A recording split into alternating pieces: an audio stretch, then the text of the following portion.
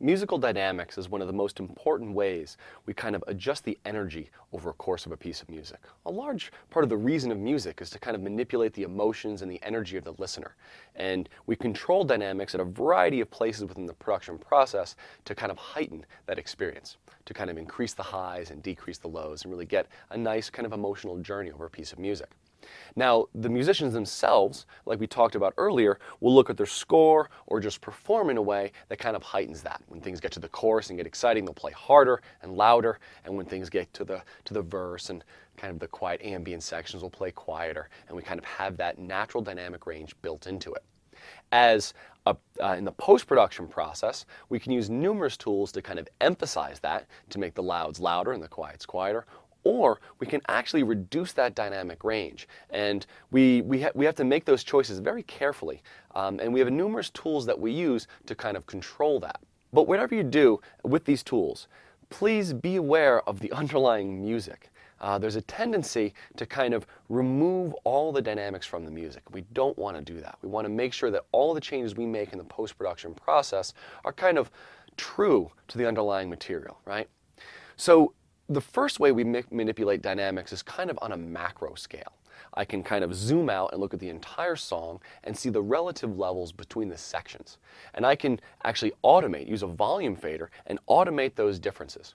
So I might want to make the verse a couple decibels quieter and the chorus a couple decibels louder, just to increase that dynamics and make it more exciting.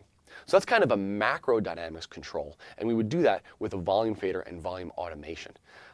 Little bits work great. Be careful that it's not obvious, but it can be very, very effective. We can go to a little bit of a smaller scale and manipulate the dynamics of kind of a single performance, and this is very common with a vocalist. You find often that the vocal will get louder during the chorus and quieter during the verse, or just word to word. Some words just come out louder and some come out quieter. And while mixing, it's a major concern for us because we want to keep that as the focus most of the time. Remember, the mix engineer's job is to keep a clear focus for the listener. So if the vocalist is loud in some words and quiet in others, sometimes, let's say you have a guitar behind it, the vocal can kind of jump in front of the guitar, and then when it gets quiet, be lost in the volume of the guitar and kind of come in and out like that. And we try to avoid that maybe by keeping the vocalist right in the front. So there's a technique we call kind of riding the vocal, which is taking a volume fader. When the voice gets quiet, we bring the level up, and when the voice gets loud, we bring the level down. So that's a great kind of manual dynamic range control that we use regularly. It's a really common procedure. Another type of dynamic control we have is even smaller scale. And this is kind of microdynamics, where we can control the dynamic shape of, say, each individual drum hit.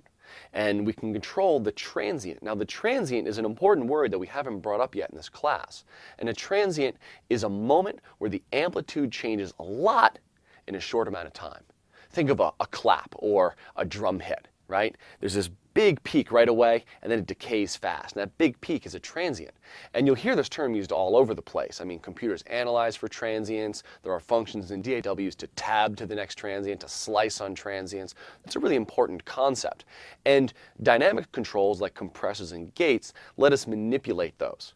So if we start manipulating transients and dynamics on the fine kind of micro scale like this, we're controlling things like the punchiness or the impact of drums can be manipulated with these kind of tools. And when you get down to that level, though it is just changing volume, and all these dynamics plugins are just changing volume, it's doing it so fast that we would rather have some kind of algorithmic control. It'd be tedious to go in and draw a slight automation at every drum hit, right? So instead, we set up a series of instructions, kind of a program for the computer to use to automatically change those levels. Again, always be true to the original musical content. Always be thinking about that and about the listener. And use the dynamics as a way to move the listener through the mix and have them focus on the most important thing at any moment in time.